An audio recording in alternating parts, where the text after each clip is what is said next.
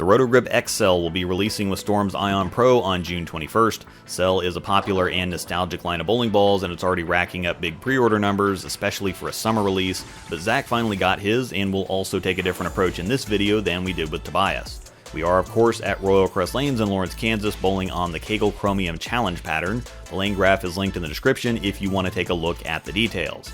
As we look at Zach's layout, there are also instructional videos in the description to teach you about cores and layouts if you don't know what all the numbers mean, as well as a number of links and discount codes. I've tried to go easier on the advertising, but my sponsors like Royal Crest, Bowlers Mart, and CoolWick are a big part of supporting the channel. Plus, using my code ROSEDOLL10 at checkout at CoolWick knocks 10% off and also helps sponsor jerseys for Royal Crest Youth League bowlers, so do it for the kids. Since Zach is a full-time PBA regional member, we're going to focus more on arsenal building, or where and when the X is going to fit for him, and with what to avoid redundancy with Tobias's review. We'll still talk about the details first because we kind of have to. We're going to start with the tech specs. The XL features the E-Trax Ultra Solid cover stock and the strong asymmetric nucleus core with the AI outer core. E-Trax Ultra is supposed to fit between the E-Trax Plus cover and the stronger Microtrax cover that's on the Gem line. And what I think is that it's just the solid version of the nuclear cell cover, which was E-Trax P20. This definitely feels like a solid nuclear cell. More traction than a TNT, but definitely still not as much as a Gem. The nucleus core with AI comes in at a 250 RG, an 056 differential, and an 019 int diff, so fairly typical big ASIM core numbers. Once again, if you don't understand the numbers, hit the links in the description. Zach's also wasn't quite 2000 grit dull out of the box. But box surface is usually significantly different within a couple games anyway, so you as a bowler just need to get used to adjusting or freshening surface frequently if you don't already. The X is also pretty clean and responsive for Zach, but a clear note that needs to be made is that it's more response heavy than traction heavy. If you watch closely, no matter where he's standing, it gets pretty good length. It just covers a lot of ground very quickly on the back end, and that's mostly what forced him left more quickly, not the actual traction or amount of hook. Zach felt like this would be a very effective ball for him on a lot of patterns as a ball down from something like a Magic Gem that he's been using as his big ball on a lot of conditions.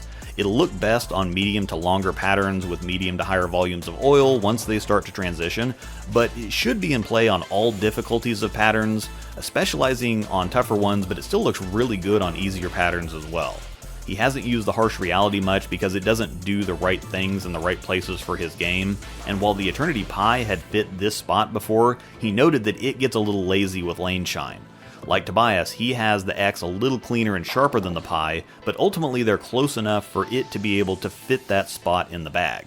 Since we were filming for the Ion Pro at the same time, he also said that the Ion would be a nice little half to full step down from the X, because the Ion is just a little less of everything. It's a little weaker, a little cleaner, and a little slower / rounder. The X is also a similar shape to the Absolute Power, just a stronger version, and the addition of AI gives the X a stronger role in the mid lane, but without bogging the ball down. Some people have felt like AI has made some of the balls too chuggy and somewhat lazy, but that's not the case, at least with this ball. It's still plenty clean and bouncy. Comparing it to the Magic Gem, this one's a little tricky on the eyes. The Magic rolls quite a bit heavier and is the stronger ball by a few boards, but the slower response to friction makes it look weaker from straighter angles. The telling shot is the last shot from deeper with the Magic. It stabilizes and starts moving extremely early, while a similar shot from the XL gets quite a bit easier length before finishing more quickly on the back end. You can visibly see the Magic digging from deeper and trying to slow down quickly the second it hits the lane, or it looks like it's trying to resist skidding and start hooking, and then as soon as we flip to the X, it glides quite a bit more freely. These are the small things you have to learn to read more clearly to really get a good handle on ball reaction outside of just how sharp or smooth the ball is when it hits friction on the back end. Some of these things are tough to see on video though. If you drill a Magic and an X and you throw them side by side, it's fairly easy to feel and see the difference in how much earlier and stronger the Magic is, but too many people still think that back end is hook, and that can really fake you out if you equate board coverage with traction. Once again, the XL releases with Storm's Ion Pro on June 21st. I also have reviews for that one featuring both Tobias and Zach.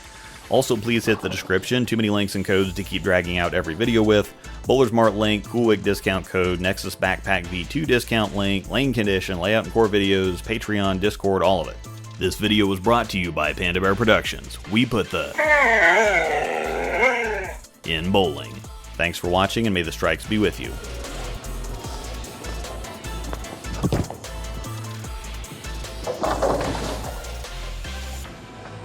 Yeah, definitely comes off it harder.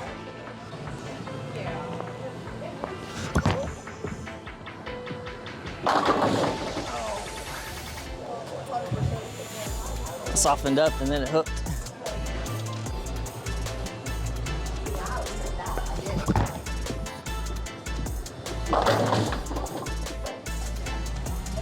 It's that AI core.